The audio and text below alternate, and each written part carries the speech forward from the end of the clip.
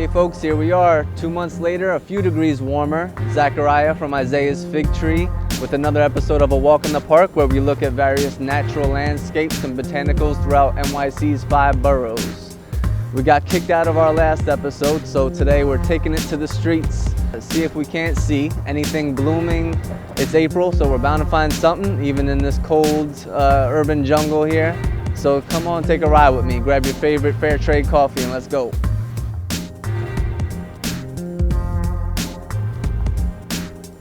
First stop, Eastern Redbud, Cercis canadensis. Very popular New York City ornamental tree. These will grow well for you in the shade and also be one of the first bloomers in the spring. They bloom from March to May. And not only do they have ornamental qualities, but they are edible as well. The flower buds, flowers, and young seed pods are all edible. Eastern Redbud.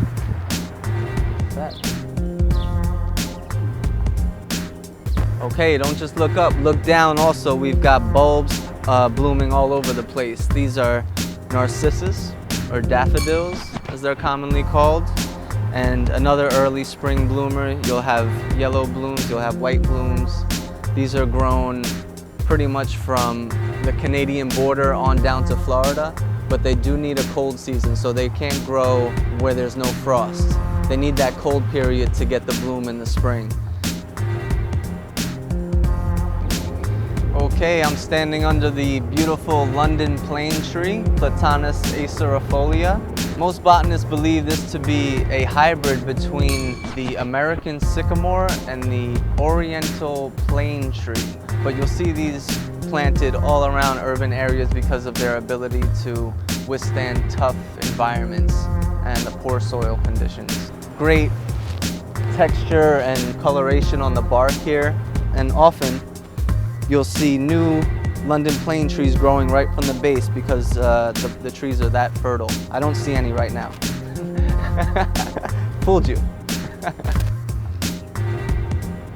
Here we have a group of Euonymus bushes. These in particular have like a neon green growth to them. Some are a little more cream colored, some a little darker green.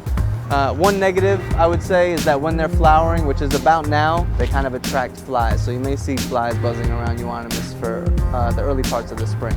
Otherwise though, a nice, beautiful looking, easy to grow shrub. Fresas. Okay, here we are at another well-known harbinger of spring, the Forsythia.